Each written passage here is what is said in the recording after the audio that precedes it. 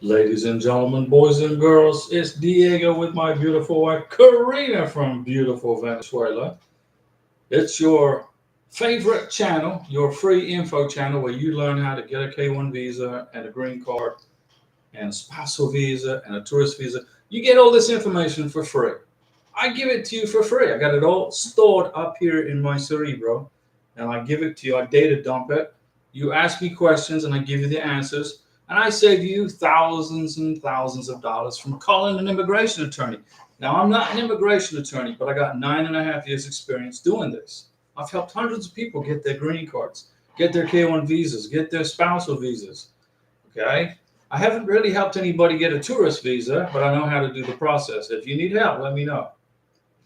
So here we are at 6:01 p.m. on September 21st, 2024. The live stream has started, and here is your opportunity to get all this free data, all this free information. All you got to do is jump on the live stream and ask me questions. Tengo pregunta. No, yo no. Es para ti. Give me a question. Now, if you're watching us from all around the world, you're watching us from India, the Philippines, Africa, all the countries in Africa. I can't list them all, but you're watching us from all over Africa. Australia, it's the United Kingdom, especially the folks in England where it's always raining.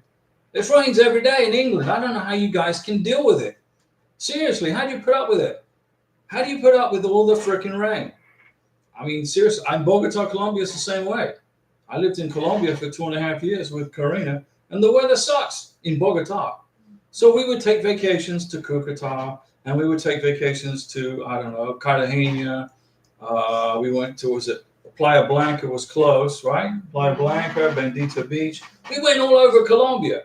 We took a bus ride from Cucuta to Bogota.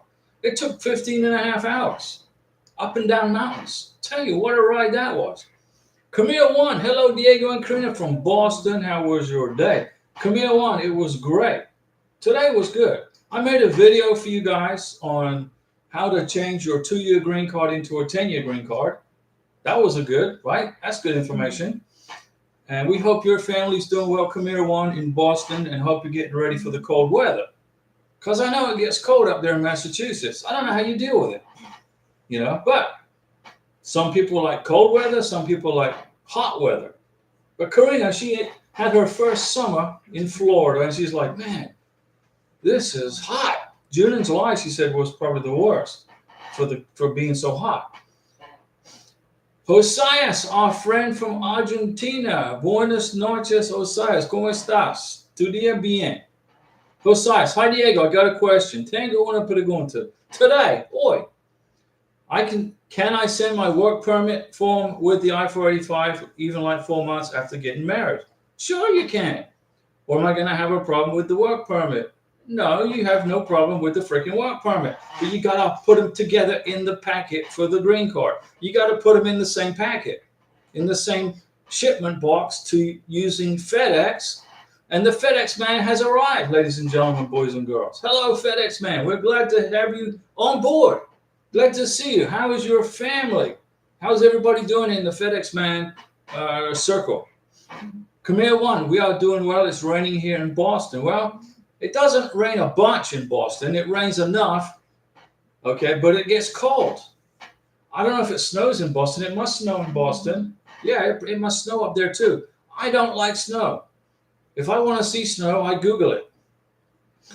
GLK 101. Hey Diego, just my work permit approved after 2 weeks of biometrics. Okay, well that's a Mountain Dew salute.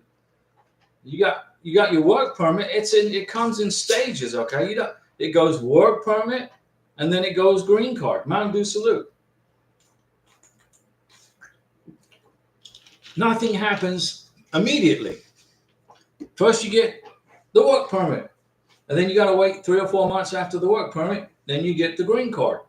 And then when you get the green card, you go back to the Social Security Administration and you update your status and get your new Social Security card, which will take all that verbiage off of there that says work only with Homeland Security permission, blah, blah, blah. But good job, JLK Dog, on 01 on getting more advanced in the process. You're moving up in the process. And Tom Shue is on board. Hi, Diego and Karina. Good evening. Tom, how is you? How is your family? And I helped a family in the Philippines. Mosquito Guy, I believe was his name. And now he's made his own channel because of all the information I gave him. He's got just a couple of weeks away from getting his K1 visa for his wife, or his fiance, excuse me, not his wife. And he put a channel together to document his K1 visa experience in the Philippines. And he gave me a shout out. So that was pretty cool. He said we helped him. Well, I think we did, right? Let me see. Josias. Diego, I just have this big doubt about being related to any organization or whatever. Just put no. When the government sees that I'm a musician at a church, it's okay. What organization? It's irrelevant to immigration that you are a piano player in a church. Musician, they don't care. They don't care. They want to know if you were ever a member of the Communist Party. Were you ever a member of FARC? Were you ever a member of any terrorist organizations? That's what they want to know. They don't care that you are a musician in a church. If you are not in any groups that are bad, you put no. That's the only way I can explain it to you. The FedEx man, here is an update for you live from Bogota. Hey, the FedEx man is live in Bogota, Colombia. The I-129F to the interview at the embassy was about a year. Okay, that's not too bad. My Venezuelan fiance had her interview yesterday and was approved. She was asked 5 or 6 basic questions. Well, congratulations, FedEx man. Prometida aprobado en Bogotá es venezolana. Sí, 6 preguntas. FedEx man gets a Mountain Dew salute and his beautiful, soon-to-be Venezuelan wife. Very soon in America. That's great news. Josias asked me about why we didn't put that I participate in a Christian church. It's irrelevant. Immigration don't care if you're a musician in a Christian church. They don't care. FedEx man, the interview was 2 to 3 minutes. Boom, very good. You got it wrapped up. And now FedEx man, the FedEx man. Let me ask you: does your prometida live in Colombia, Bogota, or did she fly down from Venezuela for her interview? Where does she live full time? Where does your prometida live full time? Does she live in Venezuela and then she zipped down to Colombia for the visa interview? She lives in Barranquilla. Okay, very good. So she lives in Barranquilla. How long has she lived in Barranquilla? When did she get out of communist Venezuela? Because Venezuela right now sucks. There's no food, there's no water, there's no medicine, the hospitals are closing. There's the 8 years. Okay, Senora vive in Barranquilla 8 años. That's good. That's good that you got through that pretty quick. Excellent. That's great news. Now, the other good news, she is a Colombian citizen. Okay, Venezolana, pero cambios. Okay, so that's why she didn't get asked for an Interpol police certificate, because she's a Colombian citizen. That made it a lot easier. But the good news is this about Venezuelans. Listen, to our friends listening in Venezuela, listen to me. Okay, I made some contacts, I made some emails, and I called my friends in Washington, D.C. Okay, because Karina's my beautiful wife from Venezuela, and her family's my family. And I'm going to protect her family in Venezuela just as much as I protect Karina here in America. So I'd made contacts with my friends in D.C. I made some emails, made some connections. And I'm not going to take full credit, but Senator Rubio and Senator Scott, they listened to me, and they have written legislation to raise the bounty on Nicolas Maduro's head to $100 million. Okay? Nicolas Maduro, the communist dictator of Venezuela, okay, that little slimy little worm that defrauded 80% of the country, okay, out of an election. Well, we're fixing to put a $100 million bounty on his head. So that's good news. So if you're in Venezuela, guys, make sure that gets public, because I'm going to make it public. Because Nicolas Maduro, the Homeland Security took your plane out of the Dominican Republic. That was a $13 million plane. And what's good about this $100 million bounty, that the money isn't going to be used, the taxpayers are not going to cover it. It's coming out of Maduro's assets that we froze in the United States. So he's going to be paying for his own bounty that's on his head very soon, $100 million. Josias, does it matter, Diego, that when I did my K1 visa, DS-160, that I participated in a church in Argentina? No, immigration, if immigration had a problem with it, you wouldn't have got your visa. Would be something again if the adjustment of status, I put no. When you apply for a green card, immigration are looking for your membership in things that are not good. Okay? Immigration don't care if you are a musician in a church. They really don't. But they do care if you are a member of the FARC or the Communist Party or something like that. That's what they want. That's what they're looking for. So being a musician in a church isn't being really part of an organization. A church is a church. It's a religious body. An organization would be like if you were an Eagle Scout, the Boy Scout. Were you ever in the Eagle Scouts? I don't know. In Argentina, do they have the Boy Scouts? I don't know. But it doesn't matter, Josias. Okay, so I'll put no, even if they ask me in the future that he said it's not a political thing. It's a church. That's right. They're looking for political organizations. They're looking for political activity.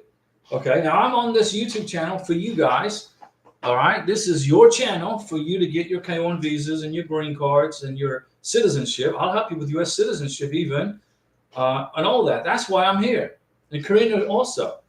Okay, but the only political stuff I talk about is if you guys talk about it. Okay, I had to kick one guy off the channel because he kept cussing at me because I was talking politics. Well, if I want to talk politics with you guys because you engage me in that conversation, I'm going to talk about it. But I'm not a Republican and I'm not a Democrat. I'm independent. All right. So I don't care what political party you're in. I'm going to help you with your green card and your K1 visa. Well, for the sponsor side, not the beneficiary. But good news is Maduro is fixing to get a $100 million bounty slapped on his head, which is going to make it a lot easier for the people in Venezuela to get rid of that guy. Because he's a freaking communist dictator. Okay. So Osiris. That's what they're looking for. They're looking for bad people like Maduro, not good people like you that go to church. You got it? Francois Livingston, good evening, Diego and Karina. Francois, soon you're going to be on a big airplane flying to the United Arab Emirates, right? On Tuesday, right? Isn't it Tuesday? Next week, you're on a big airplane. And then you're going to wrap up this K1 visa with Hamid. All right? Don't worry. It's all going to be good. You're good. Everything's going to be good. You got to trust me. Tuesday, the 24th of September. Right? That's correct. Let me see here. Tom Shu, hi Diego. We are assembling the adjustment of status package. Last week we went to a USCIS approved clinic to schedule a new medical. That's a Mountain Dew salute. You listening to me. Tom Shu, you listen to me. I'm glad to hear that. Mountain Dew salute. Get a new medical, and they put our birth names instead of the married names on the I-693. Don't worry about it. Don't worry about it. Tom, as long as when you fill out page 1 of your I-485, or when page 1 of the I-485 is where you change the name to your married name. All right? So don't worry about what the doctor put on the 693. Don't worry about it. As long as you got a brand new medical exam and your vaccinations were recertified and the doc signed off on it, boom, you're good.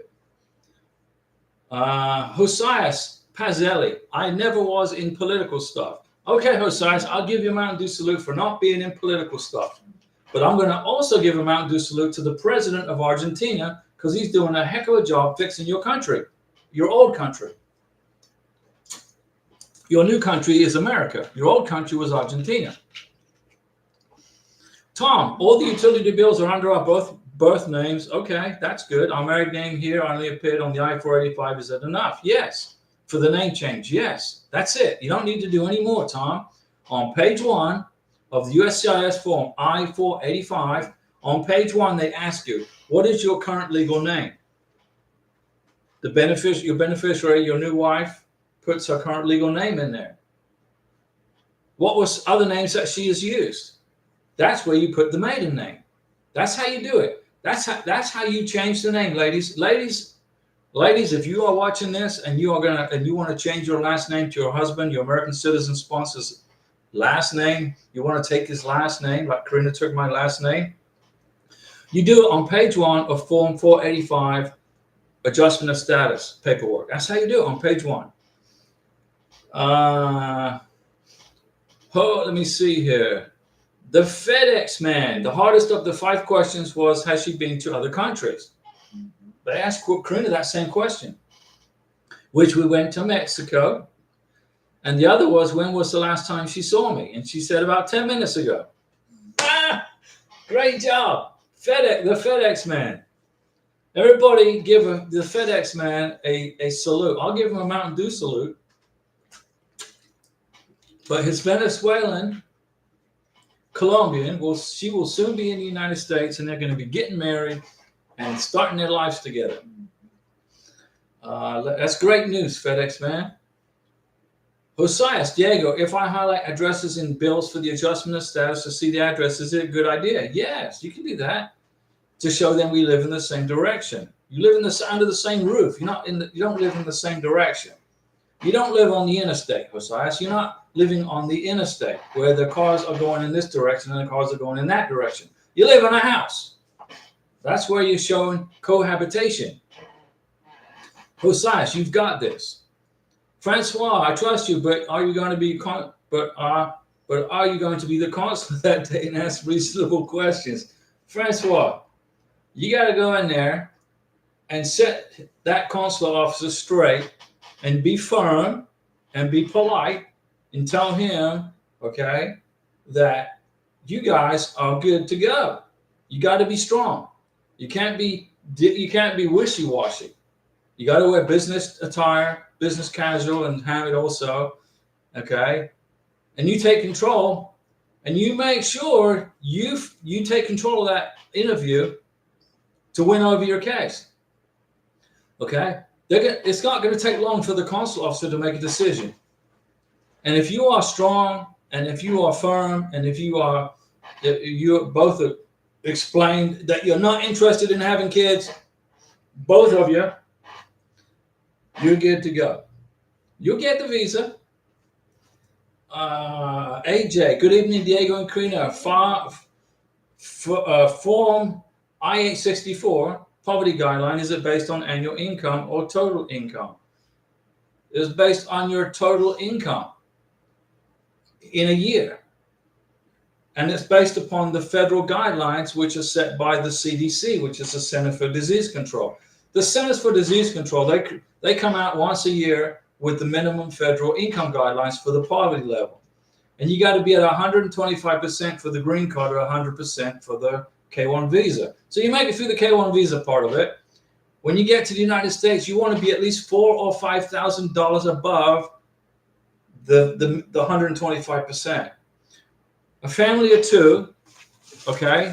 So if you're a family of 2, let me tell you right here. If you're a family of 2, the 125% of the minimum income guidelines is $25,550. So you want to be at least at 30 grand if you don't want to be digging around for a joint sponsor per year, okay? Just because the federal government, the USCIS folks, are going off of this CDC recommendation, the minimum income is $25,500. If you're at $25,500, if you're at the very line, if you're on that line, which is the minimum, you're going to need a joint sponsor. Immigration, even though you qualify because of the income, because it's based upon USCIS recommendations with the CDC, if you don't make $4,000 or $5,000 above the minimum income for the green card, you're going to need a joint sponsor. Josias, also Diego, how much do you think it would take me to get a green card in Utah? How much what? How much do you think? It's the same price for everybody. except for kids. The kids have a different price.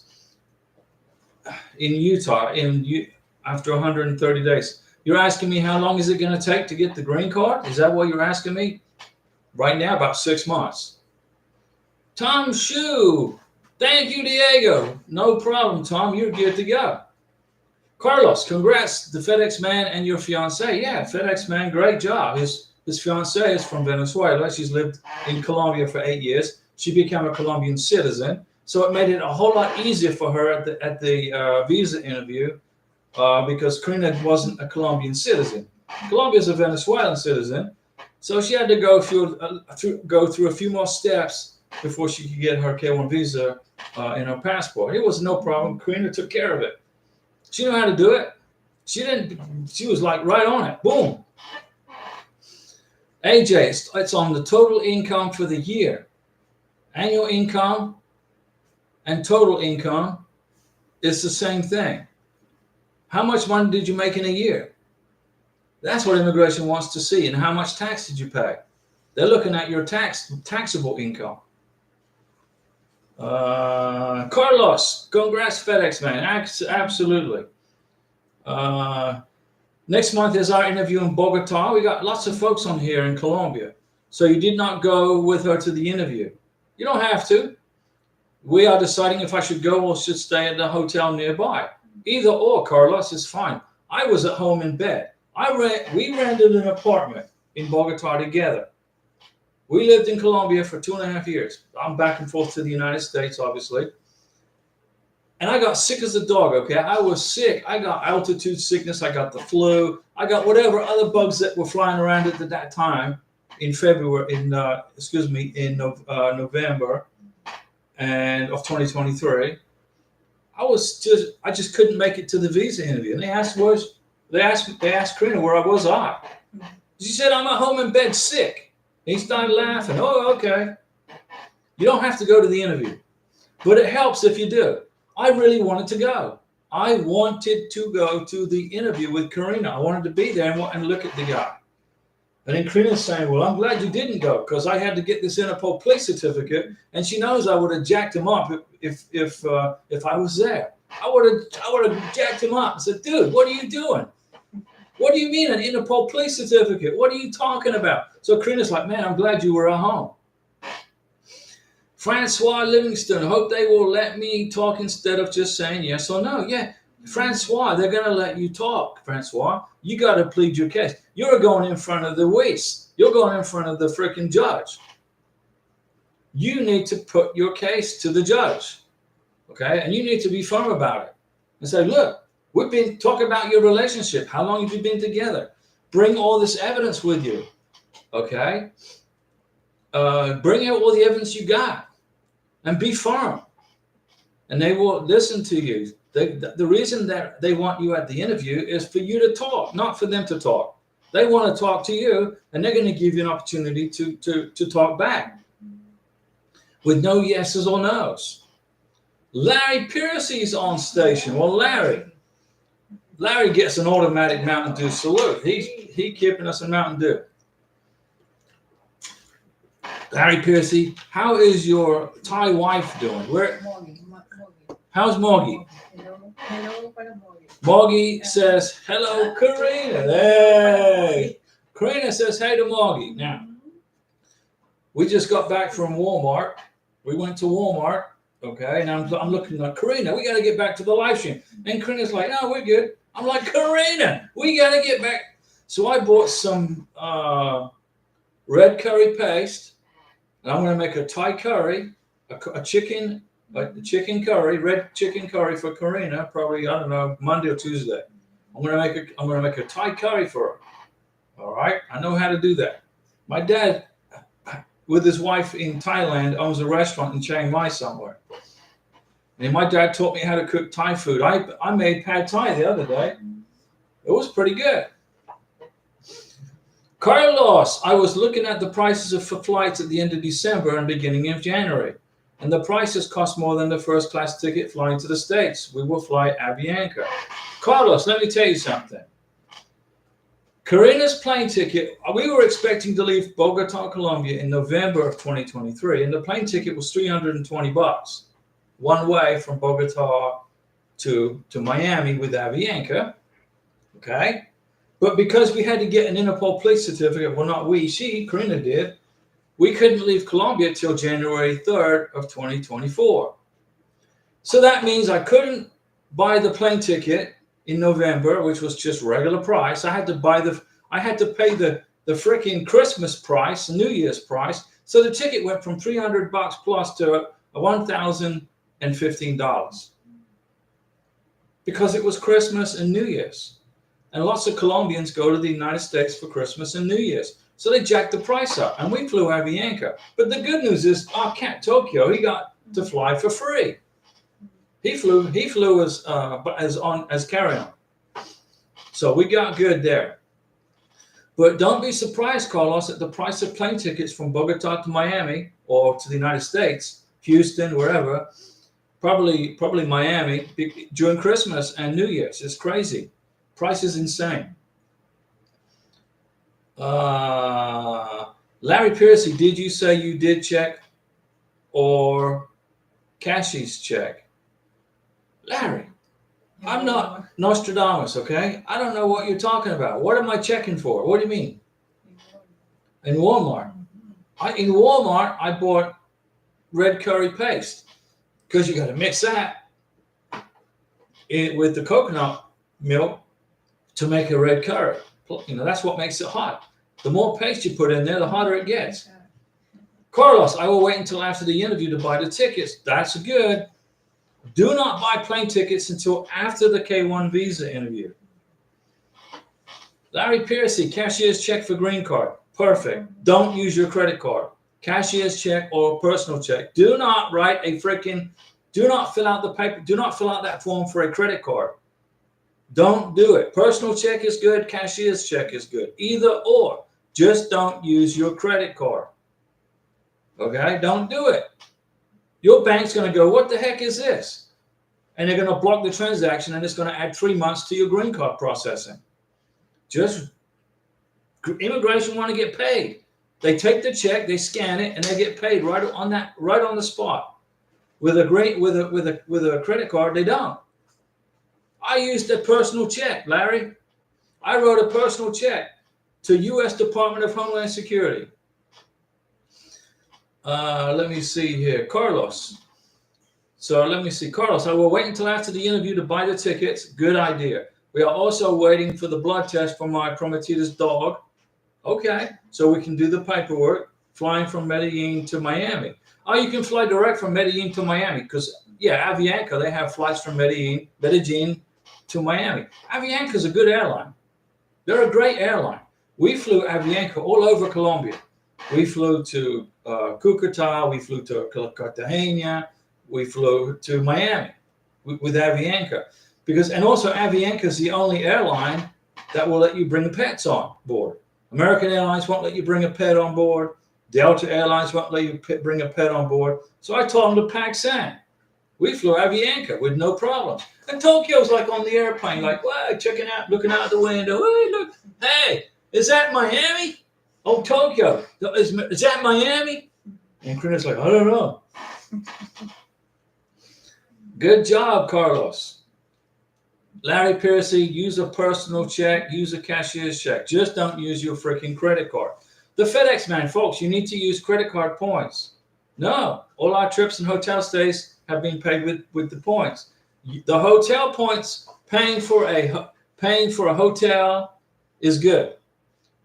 Paying for a plane ticket is good.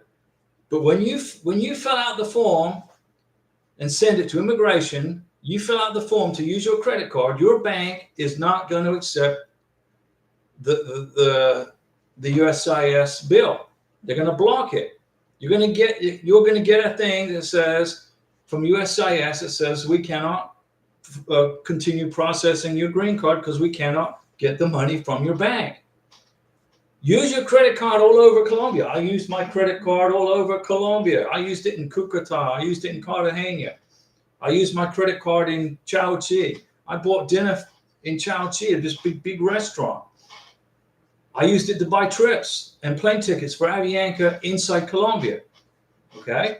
But when I paid for the green card, I used a personal check. Immigration scanned it and cashed it within 20 seconds of they receiving it. That's how you do it. You want to move the process along quickly, not drag it. You don't want to get your bank blocking your transaction. They will. Carlos, I can use my NFCU credit card and it's great for traveling in hotels. Yeah, Navy Federal Credit Union. Larry Piercy, I used a personal check. Carlos, we will stay at the Black Tower Hotel for 20 days in Bogota. Use your credit card for the hotel. That's no problem. Good job, Carlos. I know where the Black Tower Hotel is. Francois Livingston, I feel we have lots of evidence and he didn't seem interested in all the papers in regards to the relationship. Oh, listen, Francois, they are interested in it. Don't be fooled. Only thing he asked was, when was the last time you saw each other? And it was 1.5 years ago. But that's a long time. And that's probably part of the problem with what happened, because you haven't seen each other for such a long time. You should have made, Francois, you should have made another trip back to see him 6 months ago. At least 6 months ago. I made 5 trips to Colombia to be with Karina. And we lived together for 2.5 years and I made 5 trips. Immigration saw all my boarding passes. They saw that all the rent receipts, because my name was on the rent receipt for our apartment in Bogota. And it was my name and Karina's name on the rent receipts. And the immigration officer was like, dang. There was, and I 5 flights, 5 trips. Now, I understand that flying from New York City to the United Arab Emirates is a long way. And it's expensive. But if you haven't seen each other in 1.5 years, that was a red flag for the consular officer at the embassy. Okay, Francois? So I was trying to get you to buy a plane ticket to go back and see him again. And you did. You made the decision to go back and see him.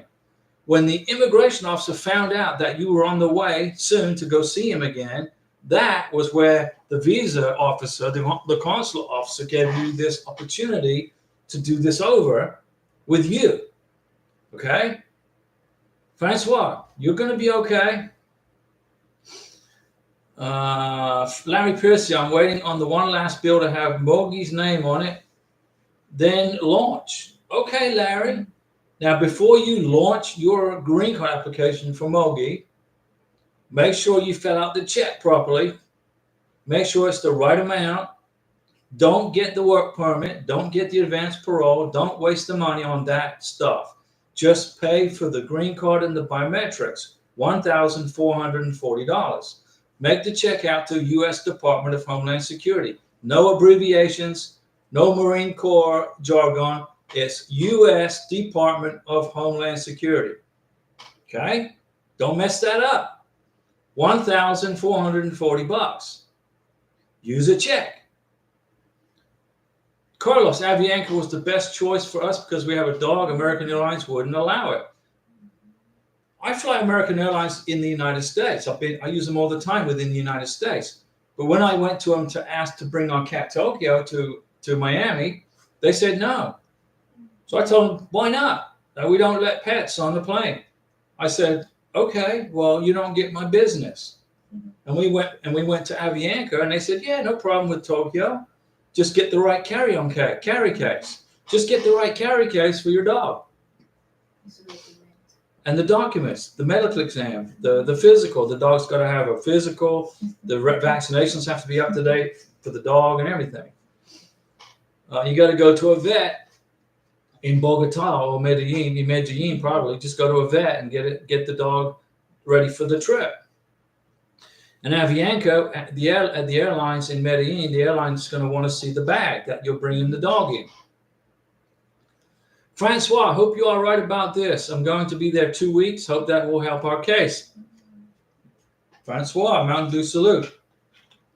You should have went back to the UAE 6 months ago. That's when you should have went. Then you probably wouldn't be going back for the second interview. But it is what it is. Listen up, folks. If you are in a relationship with somebody that lives in a foreign country. That's why you're on this channel, right? Amazing, isn't it? Make sure you make at least a minimum of 2 trips to go see that person. What does the immigration rule say? You got to meet each other one time. You got to be in each other's presence one time before you submit the K-1 visa. That's before you submit the K-1 visa. Then you got to go to the K-1 visa interview at the embassy. What are you going to do? You're going to make at least 2 more trips to go see your fiance. So you're going to have minimum of 2 trips. Probably there's no maximum, but a minimum of 2. I would say 3, even if it's for a week. So when your beneficiary goes to the K-1, when Karina went to her K-1 visa interview, they said, how many times have I been to Karina, to visit Karina? She said it's been there 5 times, and we lived together for 2.5 years. They're like, oh, okay. And she had all the boarding passes in her hand ready to show in case the immigration officer didn't believe her. Well, can you back that up with the boarding passes? Well, yeah, here you go. Here they are. 3 years worth. You got to make at least 2 trips to see your fiance. The first trip is for the K-1. You go visit, you hang out, you spend 2 or 3 weeks together, a month together, 2 months together. You file the K-1 visa. And then you wait 6 months, you get your permission from your boss, and you go back a second time and spend another couple of weeks there. I don't care if it burns up your vacation time. I don't care. Burn up your vacation time with your fiance. And then when she goes or he goes to the K-1 visa interview, and she gets the question or he gets the question, when was the last time you saw your sponsor? Well, Karina said, well, about 30 minutes ago, I'm at home sick in bed. Or you can say, well, 2 weeks ago. So once you get the K-1 visa interview scheduled, you know when it's going to be. Try to make a trip out there and fly out there with your and be with your fiance. You got to do this, guys. It's not cheap. It's expensive. But you're investing in your family, right? Francois, I feel we have lots of evidence. You've got this, Francois. The only thing that I see in your statement there that was an issue, a red flag, was you haven't seen each other in 1.5 years. So the consular officer had an issue with that, but he didn't say anything. But I'm telling you, he did. But now you're going to be back there. Thank goodness you're returning there to be with Hannah. Thank goodness you bought those plane tickets, because the immigration officer wants to see you now. Okay, he may ask you, why haven't you seen each other in 1.5 years? But besides being here now, why did you wait so long? You got to be ready for an answer. What's your answer, Francois? Well, I didn't see him for 1.5 years because it was expensive. The plane tickets are expensive. I couldn't get time off from work. You got to have a reason. Larry Piercy, I'm waiting on one last bill. Okay, brother. Francois, I hope you are right about this. I'm going to be there 2 weeks. I'm right, Francois. Am I ever wrong? Have I ever given you anybody on here any bad advice? Everything I tell you guys, I've already experienced it. I've been there. I've done that. I know what to do. I've been through it. So has Karina. You know, I mean, you can hire an immigration attorney and pay him or her $4,000 to do this process, and then you kick yourself. You're going to kick yourself when you find out how easy it is to do. You could have used that $4,000 to make 2 trips back to see your fiance and beefed up your visa application, right? Most immigration attorneys have never brought anybody to the United States. They're not married to foreign nationals. They just went to school. They went and passed the bar exam, which is good. I'm not saying that's a bad thing. I salute you immigration attorneys if you can make it through law school. But have you ever brought a foreign national to the United States? Probably not. They're just book smart. Well, I've been through it. You've been through it. So here's the channel where you and I have both experienced this, and you're getting the info for free. Craig Williams, hello Diego and Karina. Wife got her green card last month, took 7 months in New Jersey. Just wanted to let you know that. Craig Williams, we give you a Mountain Dew salute. The average processing time is 6 to 9 months right now. And you got it at 7 months. Now, listen up. Craig, what you're going to do is you need to take your wife back to the Social Security office and update her status with the Social Security office. You got to update her status to legal permanent resident, okay? Bring her a green card. Larry Piercy. Hi, Francoises. Carlos, I used my NFCU credit card and it's great for traveling and hotels. I use my credit card all over Colombia. I used it all over the United States. I use it all over, in Cartagena, in Cucuta. We ate this big breakfast in Cucuta, Colombia. We're looking out of the window. There's Venezuela. Hey, look, there's Venezuela. Let's sneak into Venezuela. And I used my credit card. They took my credit card, they ran it, boom, I paid for the dinner, for the breakfast, excuse me. It was a big breakfast. It was like a Denny's. We stayed at the hotel in Cucuta. We stayed at 2 hotels in Cucuta. One was a secret hotel we won't talk about. And the other, because we was right on the border with Venezuela, and we had to, anyway, that's another story. And then after that, we stayed at the Hilton.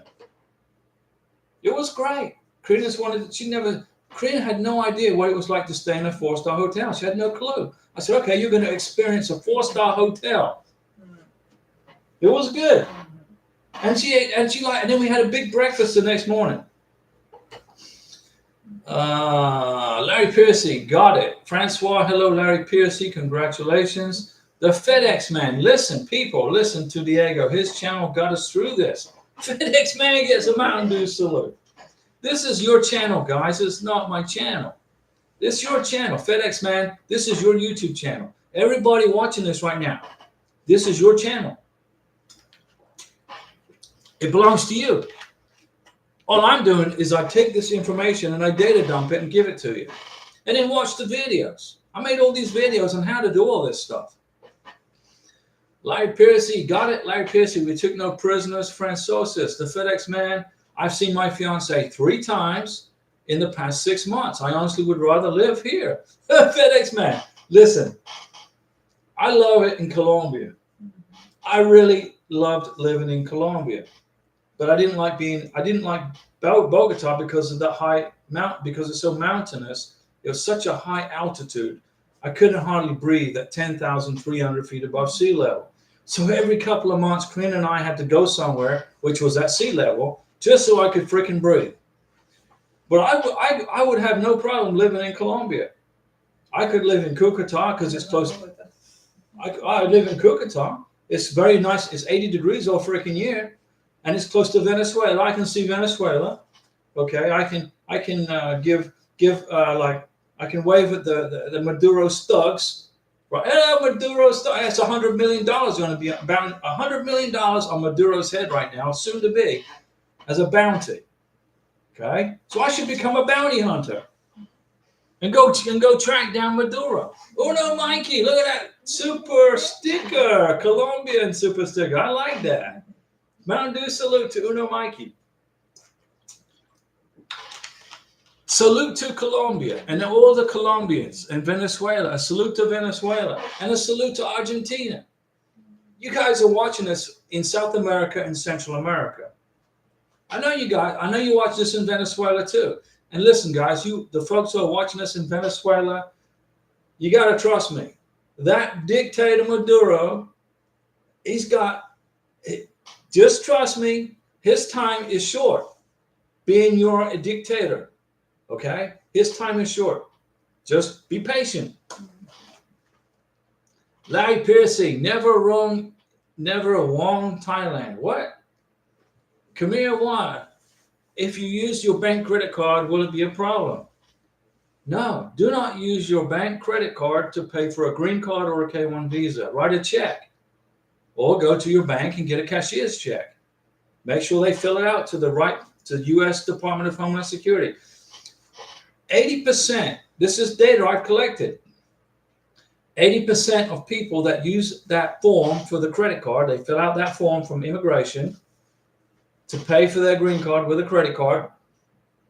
80% of those applicants get their green card slowed up because the bank won't cover the charge. The bank says, we don't recognize the transaction, so they block it. What happens then? Well, immigration doesn't get paid. What happens then? Immigration is not going to process your green card or your K1 visa. They're going to put a hold on it, saying you didn't pay us. We ain't going to do squat with this till we get paid. So it slows the process down 2 or 3 months, maybe longer. If you write a check, cashier's check or personal check, you won't have any problems getting your green card paid for, and the process will continue. You got to trust me, guys. Listen to me. Carlos, I've seen my fiance in Medellin 7 times and used up all my 180 days last year. And this year, yeah, that's how long you were allowed to stay in Colombia, was 180 days on a tourist visa. But you could have extended the tourist visa another 180 days if you wanted to. And this year I flew 4 times and will file for my extension to stay for the rest of the year when I arrive next month. Right. You can do that. You can stay in Colombia for 1 year. But you got to extend your tourist visa 6 months. You just go to Colombian migration and fill out the paperwork, pay the visa fee, and boom, they'll extend it for you. Larry Piercy, never won Thailand language. Francois, it's not that I didn't want to go, Diego. Each trip runs around $4,000, $4,000. I know it's expensive. Going to the UAE is not like going to Bogota. Super, super expensive. And that is what you need to tell the immigration officer when you go to the visa interview with Hamid. You tell him that, okay? I can fly to Bogota tomorrow for $300, $500 round trip, $499 round trip from Pensacola to Miami to Bogota. I can do it for under $500. Okay, it's cheap. It's not $4,000. For you, it's going to be $4,000 a trip. But in order to secure the visa, you got to show that you've made more than 1 trip to see your beneficiary, whether it's $300 or $4,000. So if you live in the Philippines, like Mosquito Guy, he lives in he's with his prometida right now in the Philippines. He followed this channel for a long time. He got all the information he needed to process the K1 visa, and then in 2 weeks, his fiance has her K1 visa interviewing at the U.S. Embassy in Manila in the Philippines. He did everything. He processed everything by watching everything I did on the channel for you guys. And he gave me a plug in his YouTube channel, thanking me for what I did to help him. So that's good. Kamir 1, use a personal check or cashier check, not a bank credit card. Don't do that. Carlos, good job on all the trips to see your prometida. Francois, I know it's expensive flying to the UAE. It's a lot of freaking money. But I would have made at least 1 more trip, at least 1 more, just to cover it, just to make sure the immigration officer is really secure in this visa. But you're going back now on Tuesday. It's going to be the way to secure it. Okay. You got to listen to me. But Francois, you're absolutely right. It's easy for me to fly to Colombia. When Karina becomes a U.S. citizen, okay, we can zip down to Colombia easily. From here, it's a couple hours. Go see our brothers, and we'll get our mom out from Venezuela. We're going to get our mom into Colombia eventually, and then when Karina's a U.S. citizen, we're going to bring her to the States. We're going to get mom over here. We're not going to have her live in that freaking Venezuela under that communist jerk. Just my opinion. Larry Piercy, Diego, never a wrong. I never make a mistake on this channel. 1 error on my part is going to hurt you guys. Okay, so if I don't know the answer, I won't give you the answer. I'll tell you I got to find it. But 99% of the time, I already know the answer to the question you're going to ask me because I've already experienced it. Been there, done that. There's nothing I don't know about a K1 visa or a green card application. There's not one thing I don't know about how to do this process. 77 podcast. Hey, Diego and Karina, thank you so much, guys. I filled out the adjustment of status last week and got my receipt number. Now waiting for the receipt notice. So 77 podcasts. You watch the videos on how to fill out an adjustment of status paperwork, right? You watch the videos I made, and after you watch the videos, you learn how to do it, and now you've got it done for free. So you didn't have to pay an immigration attorney or one of those companies, whatever it is they charge an arm and a leg. Vimy Lawler, hello Diego and Karina, I hope you are doing well. Vimy, we are always doing well, always. Larry Piercy, Francois, you are using Qatar? Huh? Oh, that must be an airline, right, Larry? Now, I've been to Egypt, but I've never been, I guess Egypt's North Africa. So I've never been to the Middle East. I've never been there. I would love to go visit Iraq, just because that's where the Garden of Eden was, right?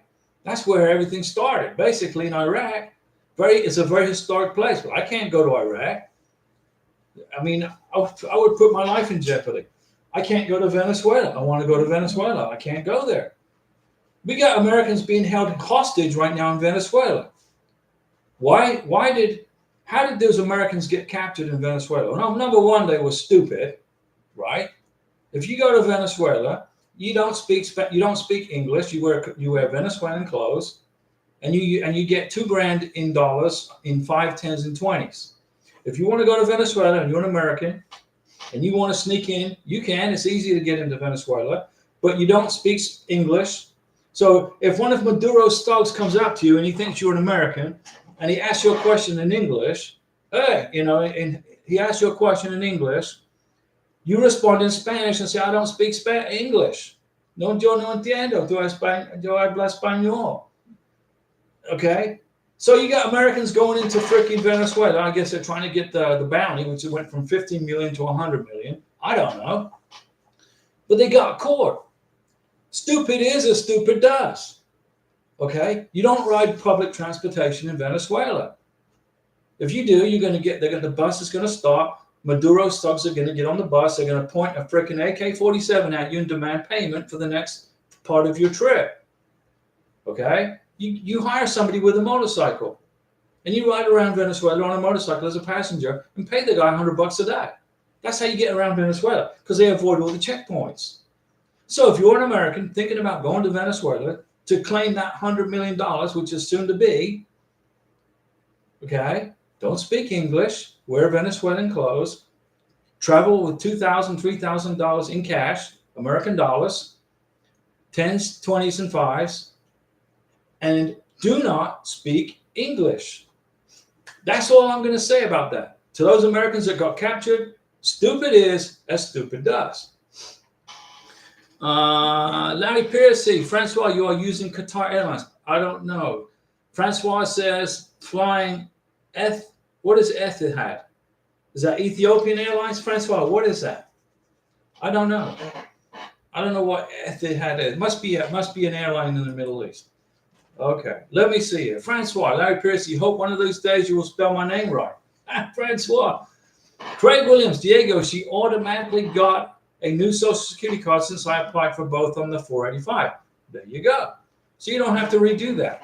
So she got her Social Security card without any of that verbiage on there from Homeland Security, because you applied on page 2 of Form 485.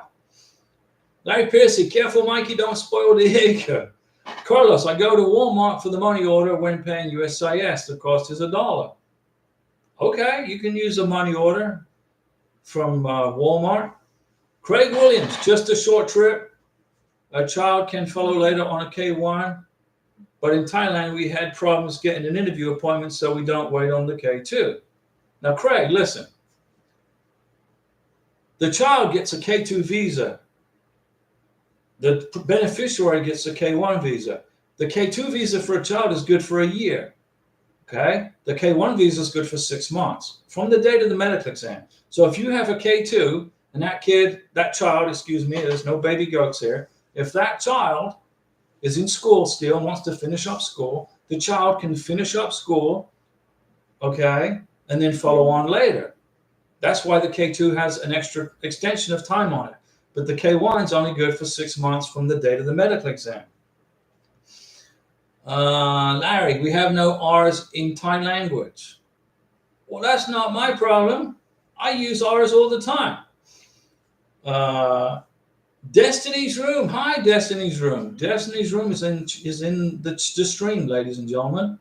Larry Piercy, FC, get a price from Qatar. I guess FC is Francois, right? Destiny's Room, I'm late, I think. No, you're not late. Nobody's ever late on this channel. You all busy. Destiny's Room, we got the visa. I told you.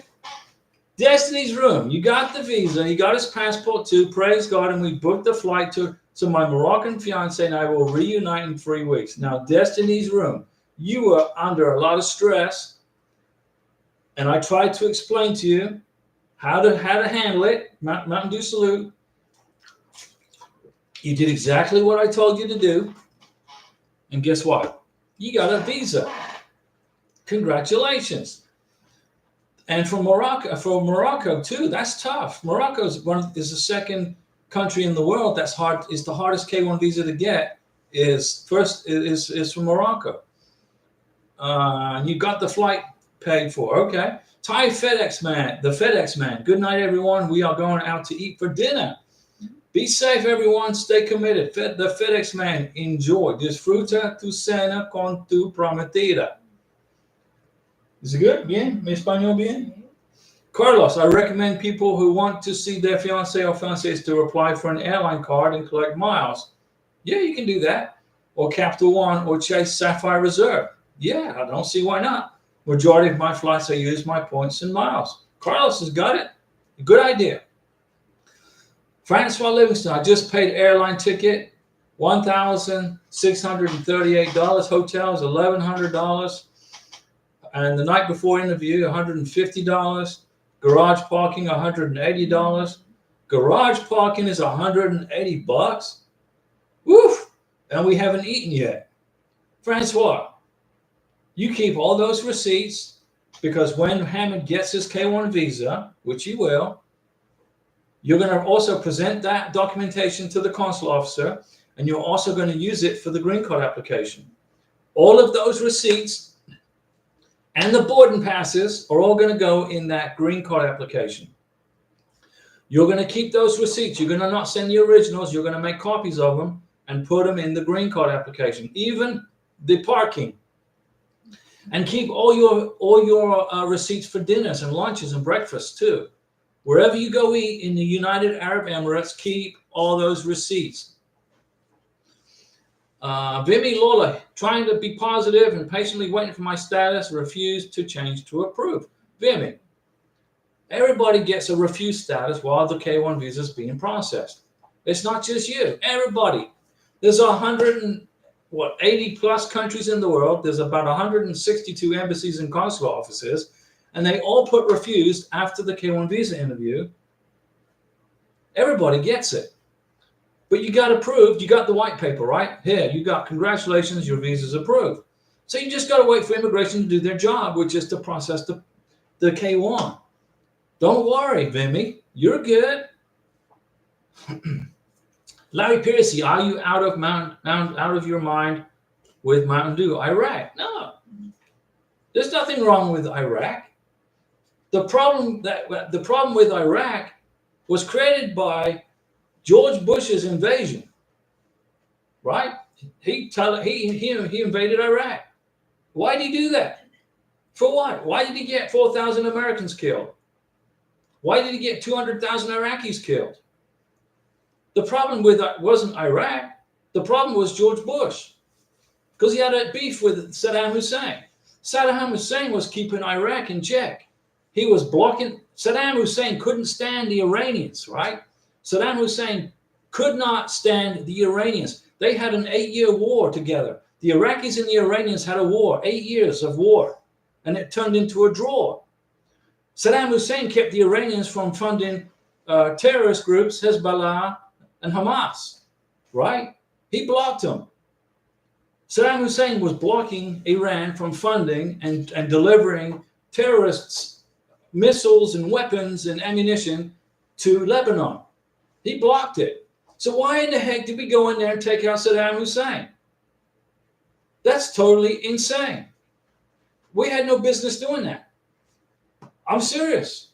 If we had left Saddam Hussein in office, okay, The Iranians would be kept in check. The Syrians would have been kept in check, even though Saddam Hussein probably wasn't the greatest person on the planet. Okay, he didn't treat people too well, but he kept the Middle East out of chaos. George Bush has turned the Middle East into a freaking powder keg.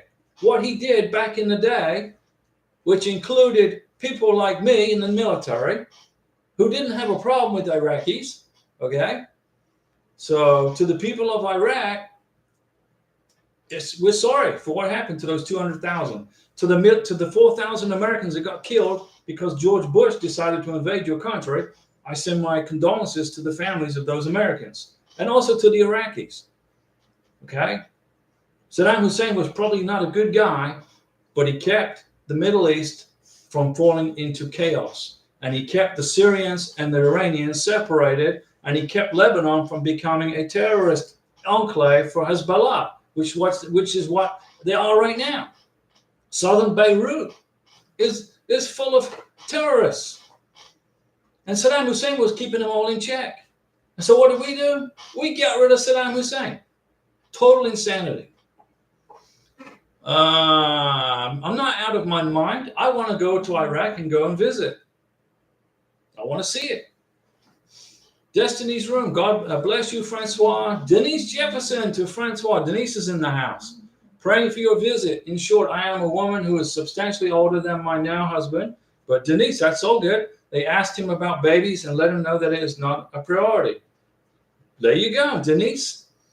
The age gap between man and woman and man is irrelevant to immigration. The age gap is irrelevant. They don't care. They just want to make sure you're in a real relationship. Francois, I don't think the age gap was the big issue with immigration at the consulate interview with Hamid. I don't think it was a problem.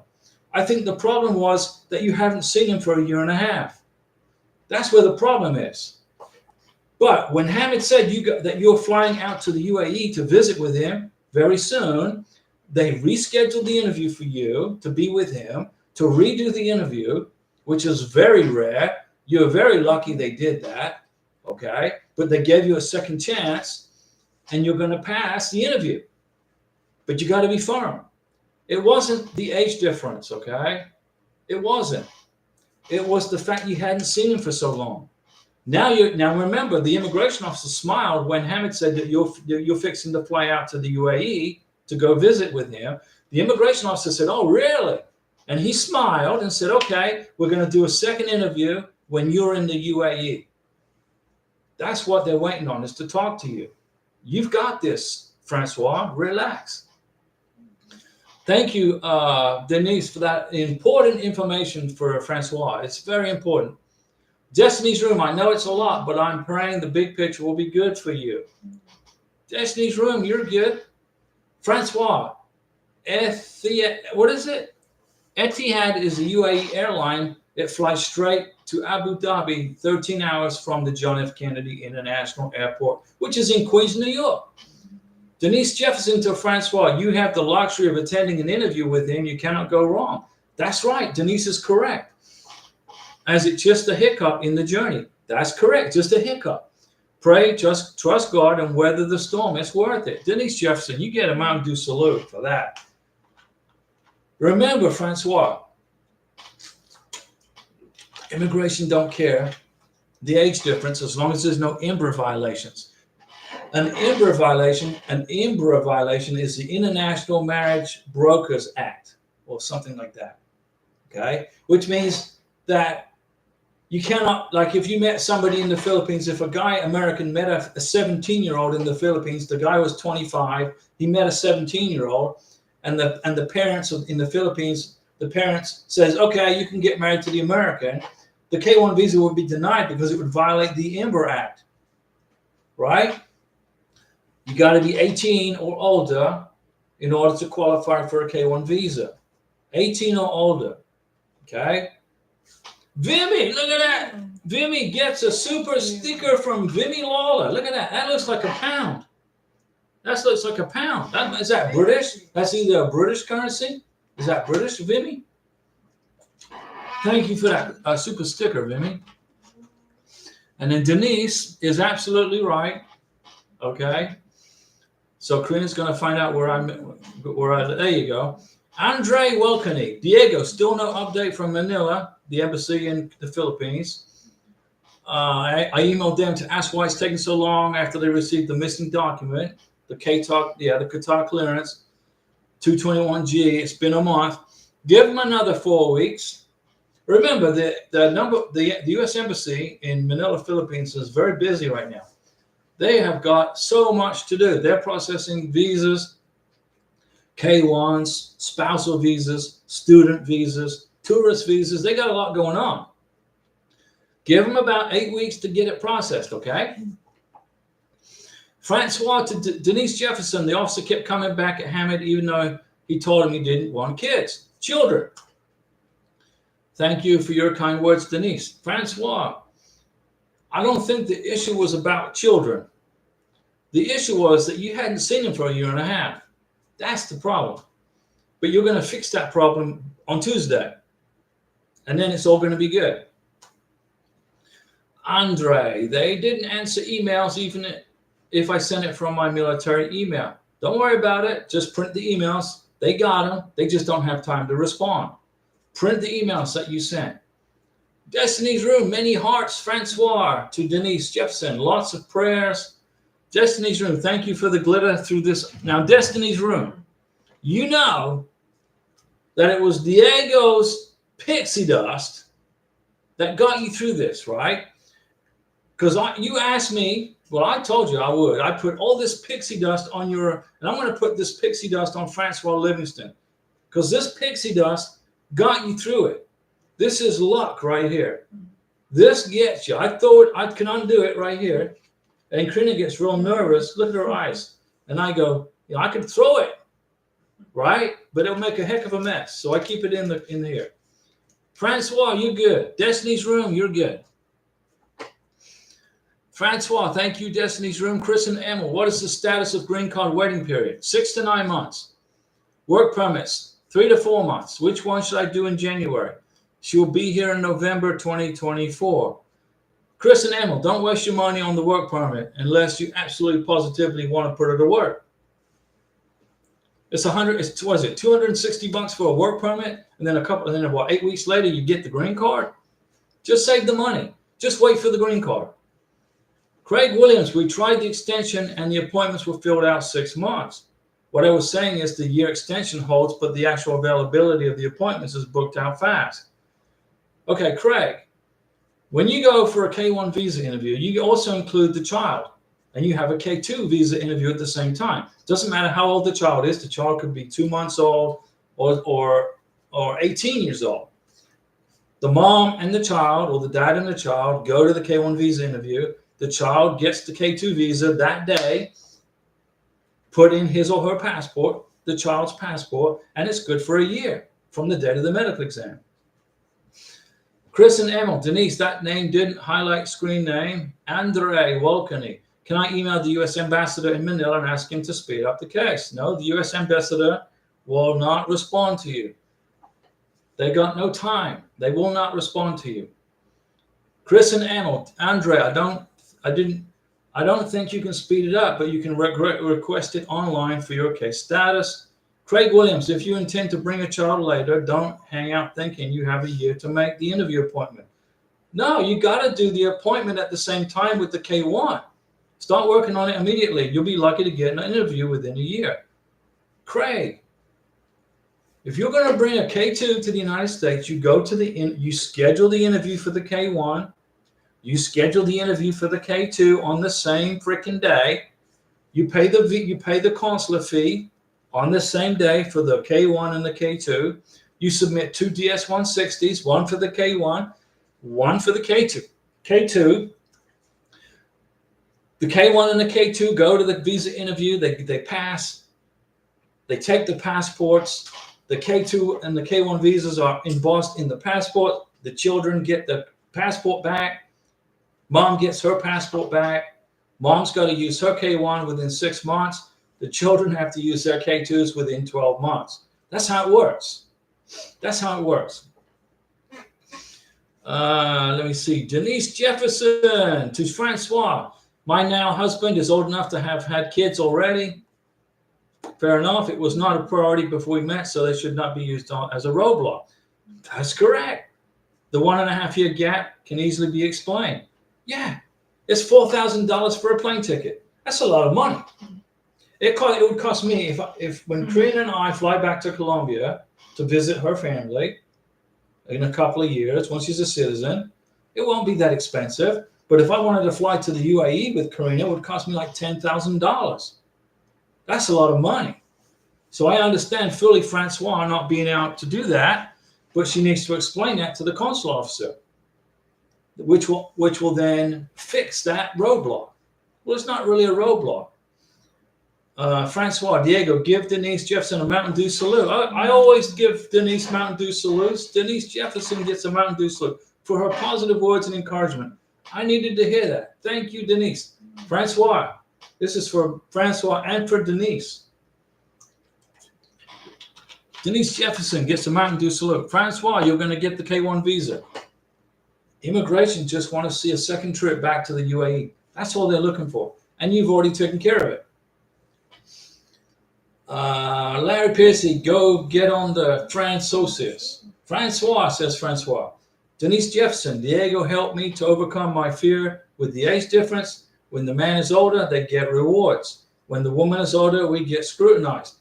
That's exactly right. Denise Jefferson is 100% correct. When the guy is younger than the girl, immigration, or not just immigration, but even if you're in the freaking supermarket buying stuff, you go to Walmart, you go to Publix, you go to Winn-Dixie, you go to Smith's Superstore, wherever it is you are. Okay? I'm older than Karina, and people, sometimes they look at me like, dang, how did you do that? What the heck? But I don't give a rat's butt. And Karina doesn't care either. Age difference is irrelevant. But when it's the girl or the lady or the woman who is way older than the guy, people over scrutinize it. Not just immigration, even if you're at the Walmart, or if you're in the line at the DMV, or like we went to get some paint at Home Depot.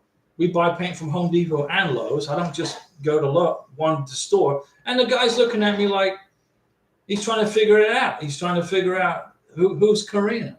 Is she my wife? Who is she? Is she, And I just say, look, dude, are you going to give me this freaking paint, or am I going to go to Lowe's? Women who are way younger than guys, they're scrutinized sometimes, but not really as much than if the woman is way older than the guy. So Francois, you experienced it at the embassy. Denise Jefferson's experienced it, okay, but now Kenneth, her husband's in the United States, so it's no big deal. Just, people's opinions are irrelevant. They're gut people. If you could just stop worrying about what other people think, your life would be so much calmer, right? I couldn't care less what anybody thinks about me, about nothing. What kind of clothes I'm wearing, what kind of car I drive. I don't care what they think.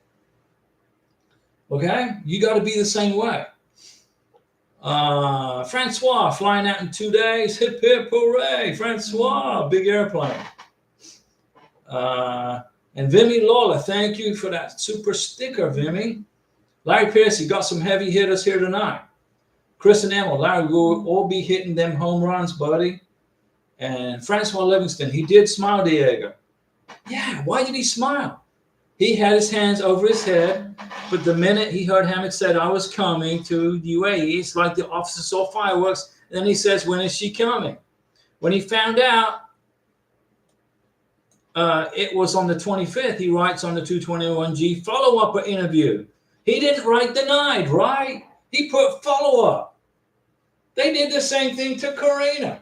Got a follow-up. Need Interpol police certificate. There's no difference. Francois, you've got this.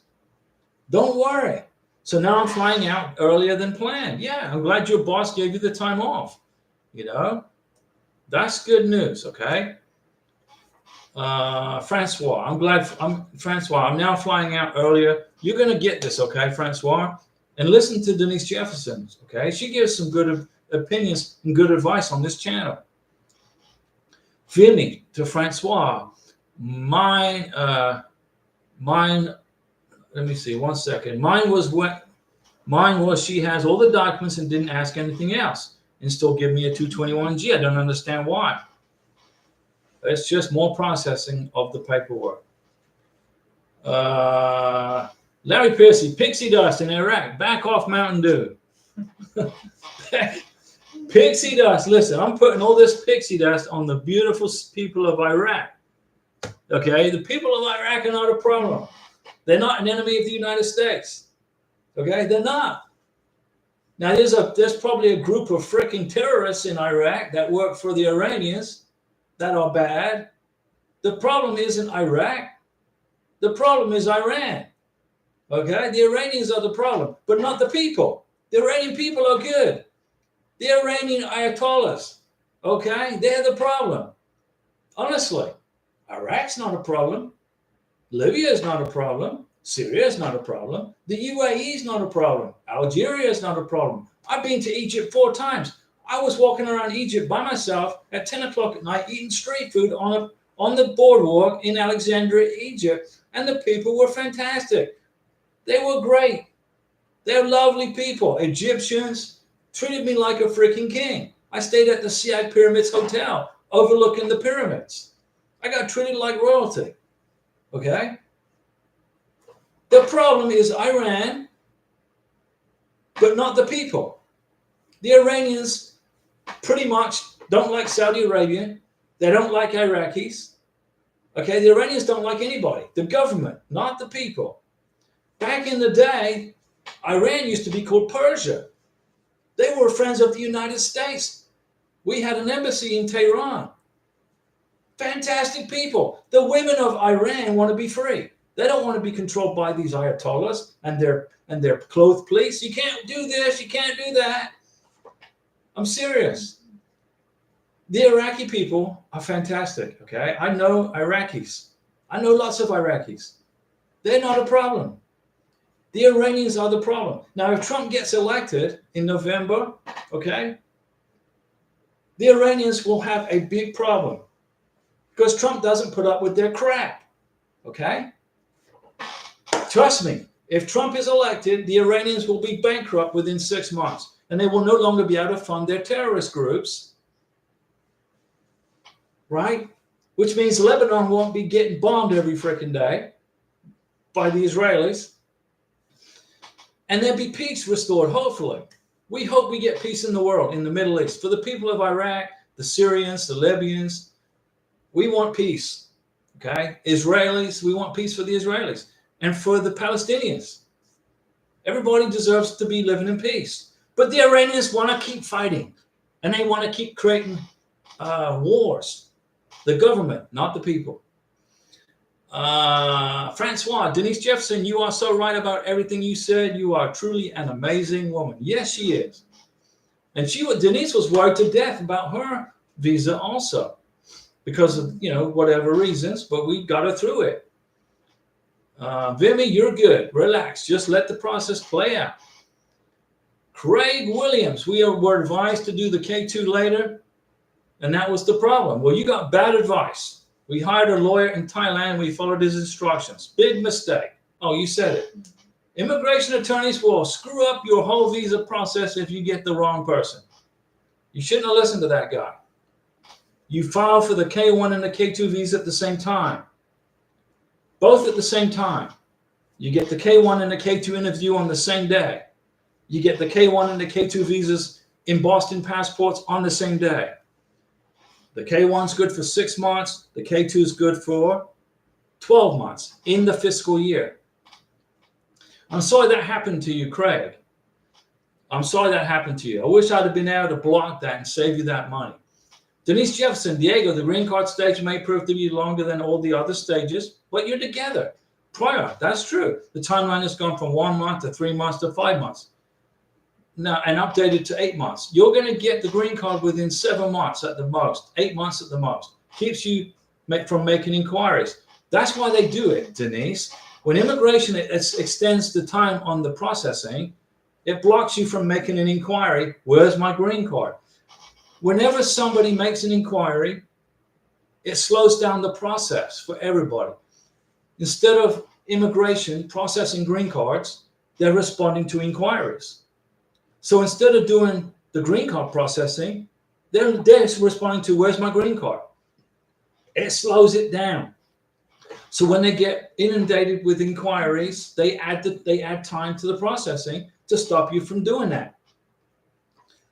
Destiny's Room, yeah, there's still hope, Francois. Chris and Emil, how can you track down on green card timelines? How do I do it? I know from USCIS. Destiny's Room, keep every drop of hope, no matter how small. Andre Wolkany, a friend of Ethel, same 221G for Qatar clearance, got it and submitted after my fiance, after 21 days, got her visa. She's already in the United States, and Ethel and I are still waiting, demoralizing. But you got to remember, Andre, everybody's green card K1 visa application is different. Everybody's K1 visa applications like DNA. It's like fingerprints, okay? It's like a biometric picture. Everybody's case is different. It took us 2 years almost to get to the K1 visa stage.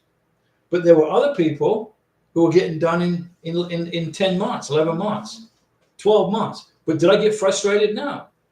Our visa process was different. Our K1 visa package had more fluff on it to fluff out, okay? Don't be demoralized, Andre. Just hang in there. You're going to get it. Chris and Emil, is it New Orleans that will do my green card? No, your green card processing will either be in Chicago, Phoenix, Arizona, Elgin, Illinois, or Texas. If you live in Texas, you will mail your green card application to the same place that you mailed for the K1 visa. If you live in Florida, you mail your green card application to Chicago. If you live in Alabama, you mail your green card application to Phoenix, Arizona. It depends where you live. New Orleans is where you do the biometrics if you live in the panhandle of Florida or Alabama or Mississippi or Louisiana. Diane Smith, I filed for the green card in May. For how long does it take to receive the green card? 6 to 9 months as of now. Julian, hello, our friend Julian. Hello, Diego. Got an RFE on my adjustment of status. They asked me for joint sponsor and birth certificate and submitted a month ago now, but nothing. I checked my account. It says 3 months till decision. So you did get something. You got a decision will be made in 3 months. It's going to be less than 3 months. And now adjustment of status now says 5 months. Okay? So what they're doing is they're blocking you from inquiring. Okay? They will, Julian ALO, you can live happily in America right now. You're in status. You just got to wait for the RFE to get adjudicated. So just relax. You're good. It's taking time. Dwayne Bickelman, September 24th is my fiance's interview at 6:30 o'clock in the morning. Switched it from October 1st, a couple of days away. Okay, Dwayne. Now, Dwayne, I got a little bit of Mountain Dew left. You got to tell everybody which country. Congratulations, Dwayne. Which country? Craig Williams, we have been successful in getting a visa interview appointment on September 26th. Question is, the K1 was issued November 27th. Does the daughter need to travel to the USA before? Listen, a K1 visa is good for 6 months from the date of the medical exam. Karina had her medical exam on November 8th of 2023. November 8th, 2023, Karina had her medical exam in Bogota, Colombia. That's when the clock started on her K1 visa. November 16th, she had her K1 visa interview. I think it was December. Sometime in December, she got her K1 visa issued. But her K1 visa clock timer started on November 8th because you cannot enter the United States with an expired medical exam. Okay? The K2 is the same way, but it's good for 12 months in a fiscal year. Craig Williams, we have been successful in getting a visa interview appointment on September 26th. Question is, the K1 was issued November 27th. Does the daughter need to travel to the USA before? The daughter will travel to the United States when she has a K2 visa. You look at our passport and there's a K2 visa. When was the medical exam? The medical exam is when the clock started for 12 months. But we're in fiscal year, so yeah, we're coming to the end. We're coming to the end of the fiscal year. So I would say yes, the child needs to leave the United States before the end of the fiscal year, so the visa doesn't time out, because it's fiscal year. 1 year is fiscal year.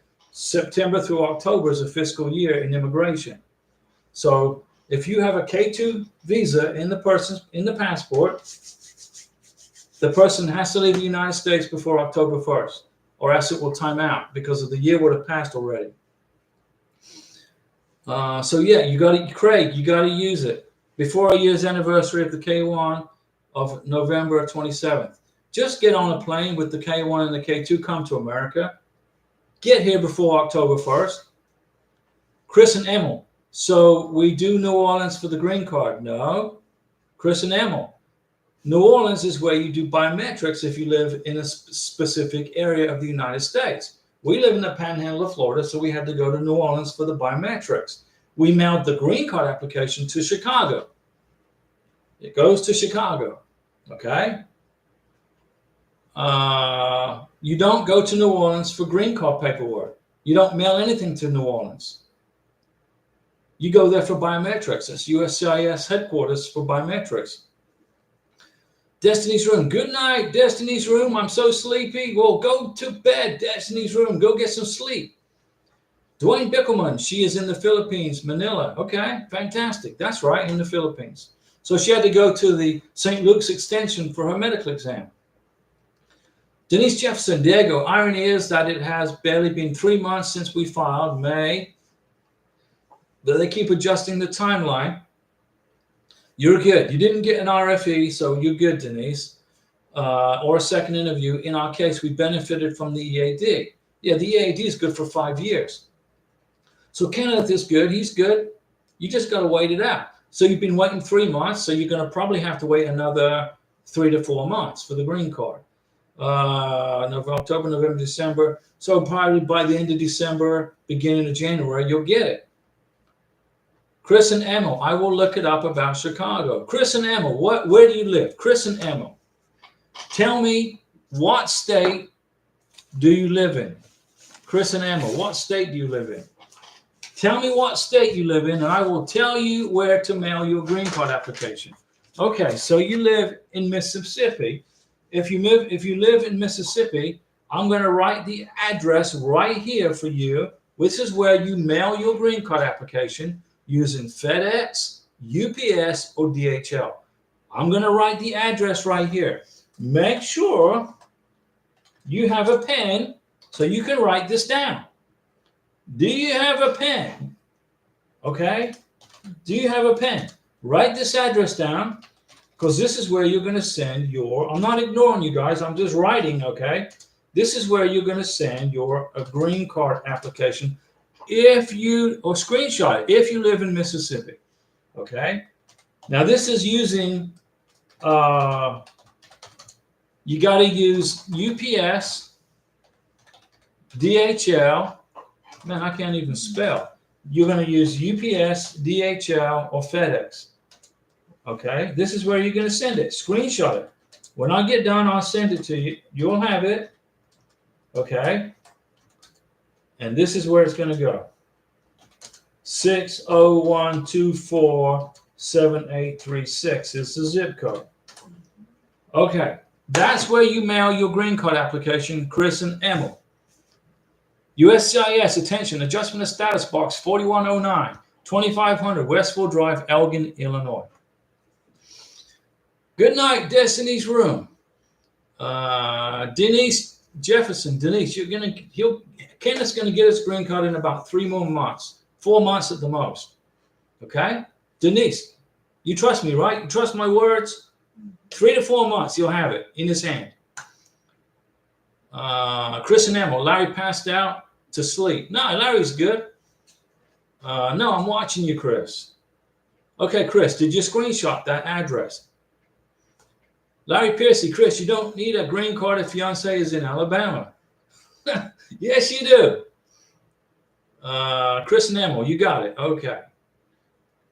And work permit is mailed if applicable. Okay, you're going to put the work, if you're going to pay for a work permit, okay, if you want the work permit, you're going to include the work permit application in the same application paperwork as the green card. And you're going to mail it off to Elgin, Illinois. And you're going to pay for the work permit, the green card, and for the biometrics. Okay? And I'm going to put lots of Diego pixie dust all over your case so it gets here. Say for Denise Jefferson, we're putting pixie dust on Denise Jefferson so Kenneth can get his green card in the next 3 months, let's say. And we're going to put pixie dust on Francois for the big scary visa interview at the United Arab Emirates coming up. And he's going to, and Hamid is going to pass. You're going to be sitting with him. Immigration is going to talk to you. They're going to ask you questions. Okay?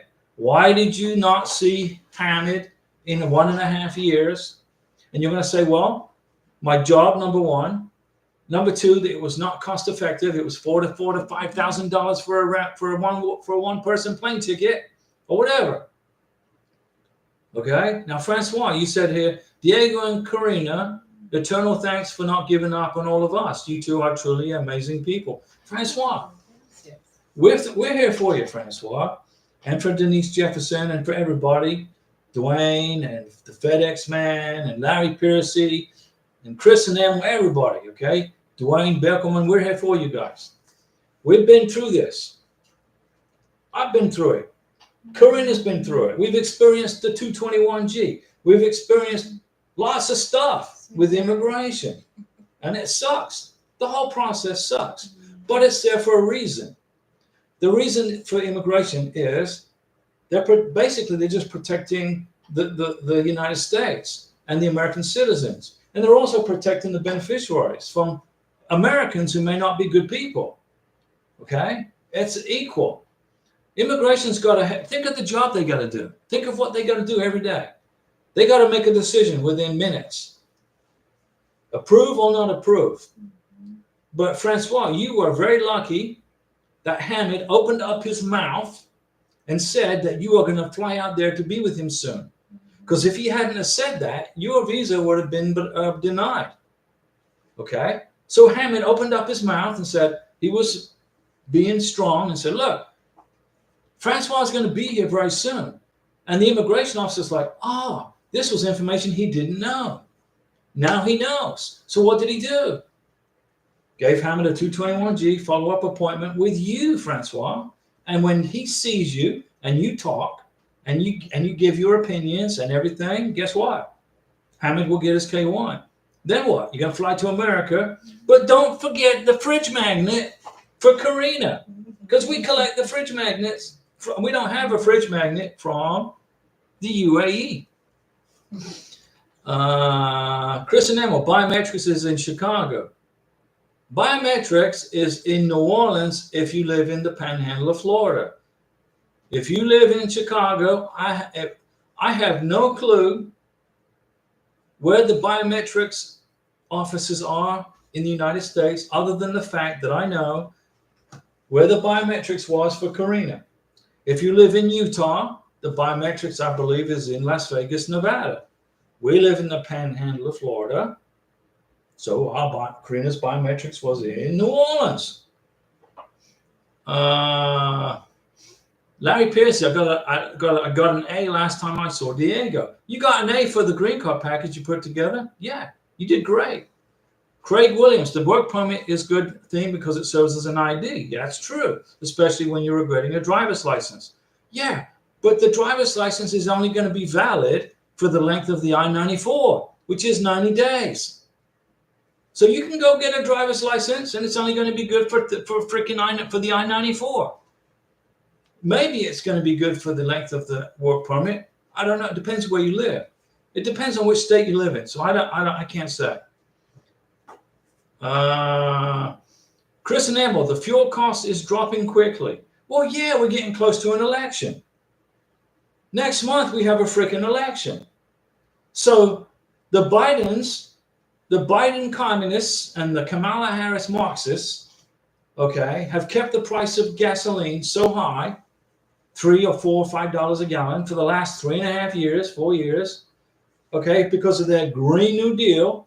They don't want people driving cars. They want people riding bicycles, hitchhiking, or riding in electric cars. That's what the Biden-Harris, the Harris-Kamala political ideology is. Well, that's fine, okay? But the problem is this. Kamala Harris doesn't want you to own a gasoline car. She wants you to only be able to buy an electric car. That is totally unconstitutional, totally violates our capitalistic entrepreneurship spirit. If I want to buy an electric car, I'll buy one. If I want to buy a gasoline-powered car, I'll buy one. But I'm not going to let the government tell me what car I can buy, okay? But the Biden administration has told the CDC or the EPA, if you check, Google me, fact check me. The EPA put out a notice that says by 2035, half of the cars made in the United States have to be electric. The EPA does not have the authority to do that. Only in communist countries can they do that. Venezuela, Cuba, North Korea, China, Vietnam, Nicaragua. Those are the countries that put out that crap, okay? The government's going to tell you what you can and cannot buy. Kamala Harris said she's going to control prices in the stores. She's going to tell Walmart how much they can charge for a loaf of bread. Nicolas Maduro, the communist dictator of Venezuela, does the same thing. Can't do that in America. You can't do that. Kamala Harris is a freaking Marxist. Just from her actions and her opinions and what she's done in this country. Now all of a sudden the price of gas is dropping because why? Why is the price of gas going down? Because Harris wants to get elected president. Okay, well, I can understand it. She has a right to run for president. She has a right to do that. Okay, but she doesn't have a right to tell me what kind of car I can buy, how much is a loaf of bread going to be. She has no authority, no constitutional authority. She's a freaking Marxist. So they're they're bringing down the price of gas because they want Americans to feel less pressure so they can afford to go to work. It's all Marxism, okay? I'm trying to explain this to you guys. You're coming to the United States from a foreign country. You're coming here from different countries around the world. When you get here, you need to study up on the government of our country. Learn the difference between Republicans and Democrats. Learn the difference between the two, okay? Because when you become an American citizen, you're going to be able to register to vote, okay? And you're going to have an opportunity to decide your fate. Just choose carefully, like they said in that movie. What was it? Choose wisely. Let me see. Chris and Emil, biometrics is in New Orleans if you live in the panhandle of Florida. Biometrics is, I have no clue. Wherever you live is where your biometrics is going to be. And you're going to get a letter telling you where to go for it. And Craig Williams, that's a good point about the work permit. Chris and Emil, fuel costs is dropping because the Biden-Harris administration is artificially bringing the price down to help them get votes.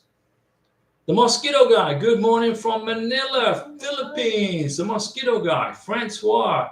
How's everything in Mosquito Guy? How's your bride-to-be? How's everything? Isn't it rainy season in the Philippines right now? Isn't it rainy? It's rainy season, right? Francois, not to worry, Hamid and I got you a fridge magnet. Fantastic. And then very soon, you and Hamid are going to be flying on a freaking airplane back to America. You're going to be landed at JFK. The Border Patrol is going to look through Hamid's suitcase. Okay. They're going to do an inspection. And then he's going to come into America. And you're going to take him to McDonald's and have some great dinner at McDonald's, have a Big Mac and fries, and then you're going to take him home and get married, get everything set. That's what's going to happen. And we're going to help you through the green card process. Chris and Emil, I live in Mississippi, cannot be done in a federal building in Mississippi. Chris and Emil, you will do your biometrics where immigration tells you to go. When you file for the green card, Chris and Emil, listen to me. When you file for the green card, and if you don't mess up the paperwork, if you don't mess up the check, and you pay with a personal check or a cashier's check, you're going to get a letter in the mail telling you to go for your biometrics. They're going to tell you where, when, what time, etc. Larry Piercy, Chris, because the Dems want you to vote for them, but you're too smart to go red. Chris. Denise Jefferson, biometrics for Utah was actually in Utah. Okay, so wherever you live in Utah, because Osias, he lives in Utah, but he had to go to Las Vegas, Nevada for biometrics. So Denise, if you must live in northern Utah, I don't know. But I'm glad you were able to go and stay in Utah for the biometrics. Larry Piercy, listen to Diego. He is very smart for a Navy man. Well, Larry Piercy gets a Mountain Dew salute for that. Listen up, guys. Next month, the United States of America has an election, November 5th. We're going to decide whether we want to live in a capitalist free market economy. I don't care about Trump's tweets, Twitters. I couldn't care less about Trump, making fun of this, making fun of that, doing this. I don't care.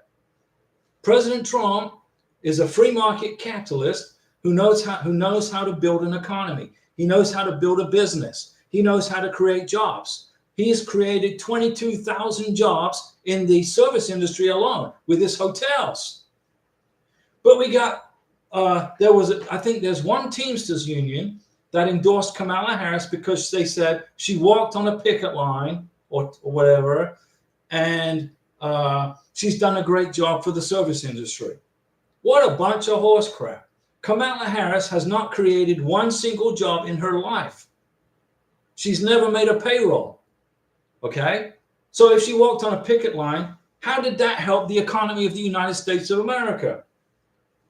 She's created 0 jobs, 0 payrolls, but she was the last person as a senator to sign off on this Green New Deal or whatever it is, which it added $1 trillion to our deficit, which created more inflation, which made the price of bread go up even higher. Kamala Harris will destroy this country economically. President Trump will create jobs.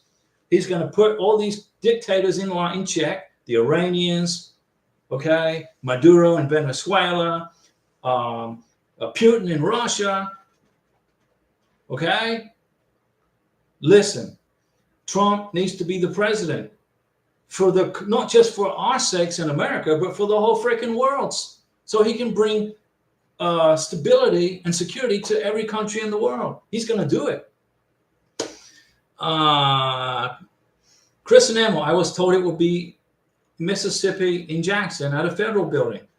Chris and Emma, if you got a letter from immigration telling you where to go for the biometrics and they told you it was in a federal building in Jackson, Mississippi, that's where you're going to go. Larry Piercy, U.S. Department of Homeland Security double check-in, have been hanging out with Chris too much. Craig Williams, have a good night, Diego.